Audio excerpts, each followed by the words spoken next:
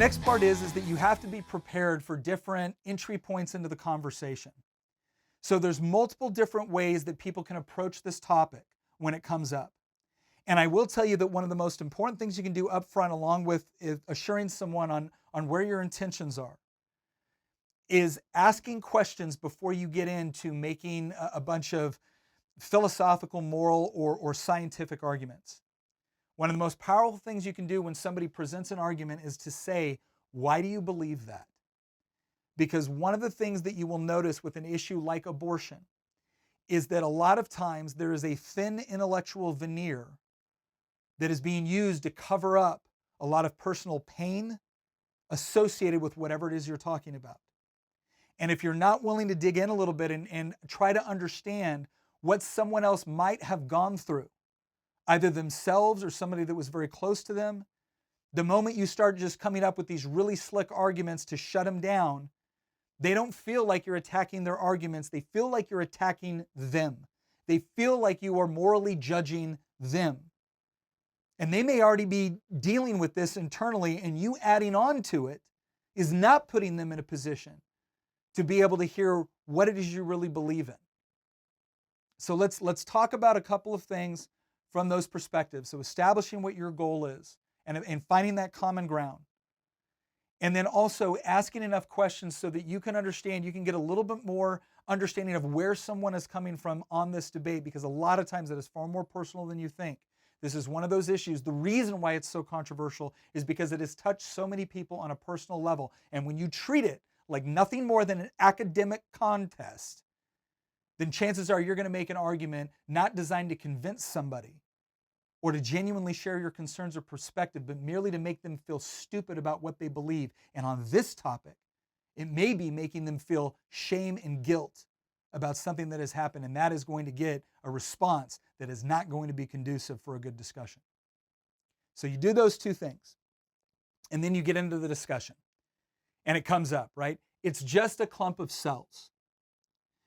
Now, this is another good area to say, okay, well, why do you believe that? Do you believe that that is a scientific approach to this particular issue?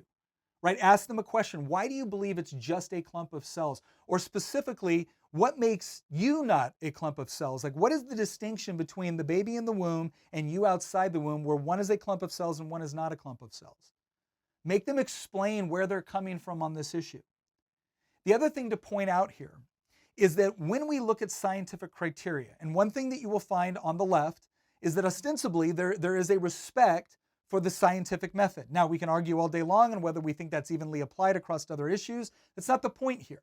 The bottom line is I have yet to meet someone on the left or someone on the pro-abortion side that doesn't at least pay some sort of homage to the idea of science and the scientific method as being a way that we can arrive at logical conclusions about physical reality. So great, enter in with that. Like, do you know what the scientific criteria are for distinguishing between life and non-life, human life and non-human life? Because we do use criteria. Things like growth, reproductive capacity, homeostasis, the ability to turn food and other things into energy. These are all different characteristics that we look for when we're distinguishing between something that is living versus something that is not living. Now, what about when we're making distinctions between human life and other forms of life, right? A dog versus a boy or a girl. Well, we look at things like deoxyribonucleic acid, right? DNA, right? There is a very specific genetic code for a dog that makes it a dog, along with all the other characteristics. And there's a very specific genetic code that makes something human, along with the other characteristics. And so the question from a scientific standpoint, when someone is saying it's just a lump of cells, is to say, okay, well, by what scientific criteria are we determining this? And once you do that, what you recognize is that at the moment of conception, right, the fetus has all of the characteristics that distinguish between human life and non-human life. So from a scientific perspective, there is no question. There's been a lot of time, effort, and money spent mapping the human genome, and I can tell you right now that you are not going to pick up any sort of textbook on biology, any sort of modern one on biology or something, that is going to tell you that in the womb that is anything other than human life. It meets the characteristics of life, and it meets the characteristics for being human. It is merely at its earliest stage of development. So that's one of the ways to address this idea that it's just a clump of cells, is that this is actually verifiably false. And if they're going to insist on that line of reasoning, then it might be important to bring evidence to demonstrate that this cannot be true. Because if it is true, then we have to completely rethink. You would have to completely throw out all of the scientific criteria that we use when we're analyzing other biological or non-biological life or non-life, or biological life or non-biological life. So that's really important. Sorry, all biology is life. Anyway, the second component is this. This is when you get into the other argument. Okay, well maybe they concede the fact that it is human life, but it essentially has a parasitic relationship with the mother. Again, this is the part where instead of just ramming home your argument, you look back and you say, do you understand the definition of what a parasite is? Because again, we have very specific scientific criteria that we use to distinguish between a parasitic relationship and a non-parasitic relationship. And what's interesting there is that when you look at all the criteria, a baby does not meet the scientific criteria for being a parasite. It simply does not. And so again, there's this superficial plausibility that, okay, when you have a tapeworm inside you, it's dependent upon your body within that environment in order to sustain itself. And when you have a child in the womb, it's dependent upon the woman's body, so therefore that's similar. Well, again, this is a logical fallacy. It's saying that because two things may be similar in one respect, that therefore they are the same thing, and that's logically fallacious. And so when you can make the argument that, well, no, from a scientific perspective, this doesn't meet the characteristics of a parasite, and so that argument doesn't work.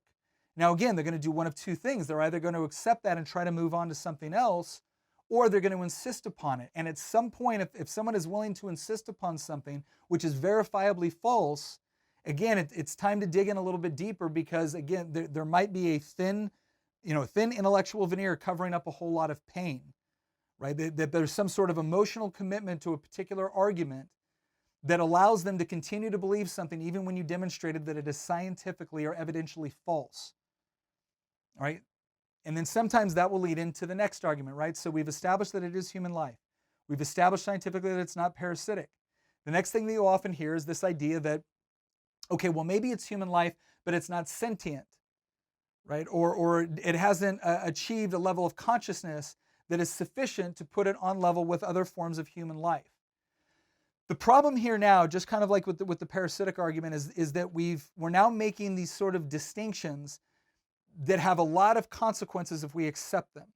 So if you're willing to say that when somebody is not sentient, therefore they do not possess the same degree of value, this causes a whole host of problems for people that might be in a coma, or the level of sentience that you actively possess at a given time when you're asleep. There's a whole host of various things with respect to consciousness that can be affected either by your environment, by drugs, by traumatic events, by medical conditions, where the level of sentience or consciousness that you possess is not on par with other people. Does that mean you are now degraded in your overall value? Is your humanity devalued as a result of that? Because if that is the argument that you are willing to accept for abortion, then theoretically you would have to accept that argument for a whole host of other situations that you're probably not willing to accept.